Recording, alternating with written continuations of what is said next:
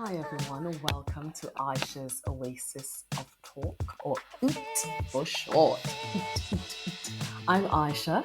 Find solace and peace of mind away from the daily grind here at OOT. Today, our short story excerpt comes from the Citizen Z B1 Plus textbook, Unit 2, page 30 in the student's book. Right, our story is Amy Foster by Joseph Conrad. You'll be happy to hear that there's also a film version of this short story of the same name in the UK, Amy Foster. But I think in the States it's called Swept from the Sea. I saw this film version in the 1990s, so please check it out. I really enjoyed it because it has Rachel Weisz, Vincent Perez, the Swiss actor, Sir Ian McKellen, some really good actors in that film. So some really good actors are doing the most in that film. According to Wikipedia, the film was made in 1997. And it was directed by Beeban Kidron. It's based obviously on Amy Foster, so I'm going to be reading you an excerpt from that short story in a minute. And it says here, the film is about a doomed love affair between a simple country girl and a Ukrainian peasant who is swept onto the Cornish shore in 1888 after his immigrant ship sinks on its way to America. Well, spoilers, right? Okay, it's worth watching. It sounds depressing, but it's not. So, yes, check that out, right? Yay! It's always nice when there's a film version to a well-loved book or story or whatever, right? Okay, let's get right into it. The glossary or the vocab. Tough, meaning strong or resilient. Ignore. Defy means ignore. Trace, sign or record.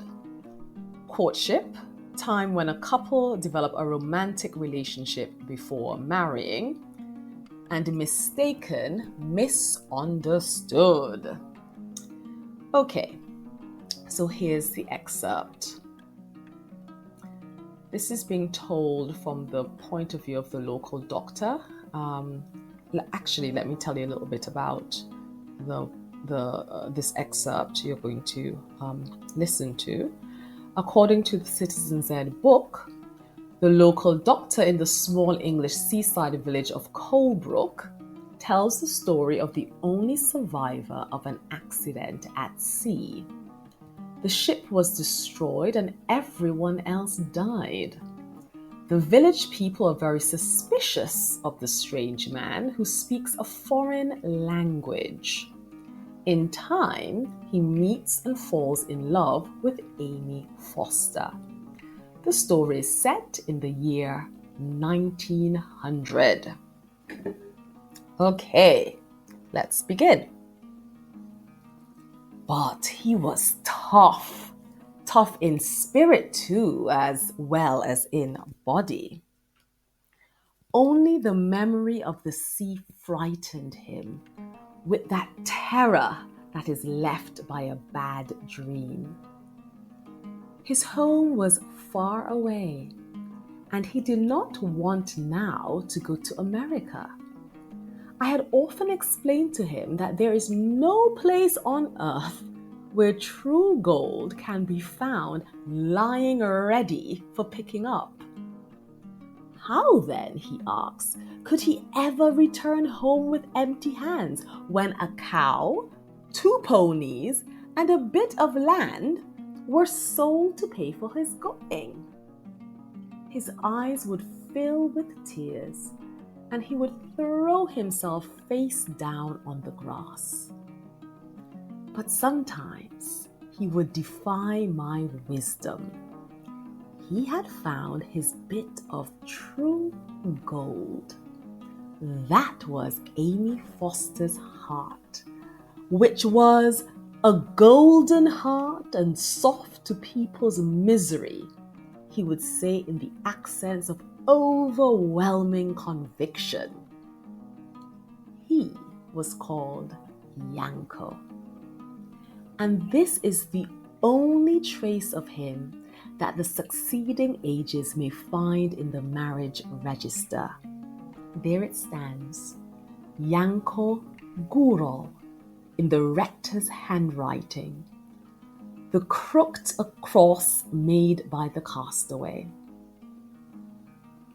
His courtship began by buying for Amy Foster a green satin ribbon in Darnford.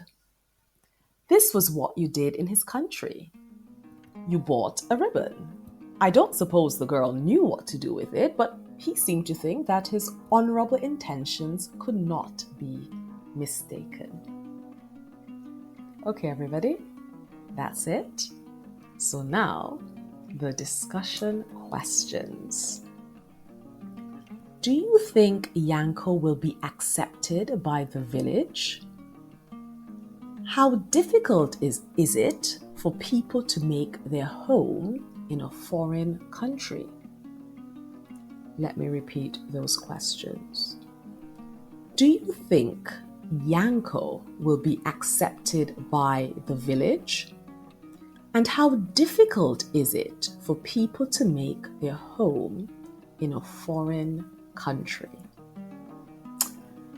Okay, well, that's it for OOT, Oasis of Talk. I'm out. Thanks for listening. Until next time, bye.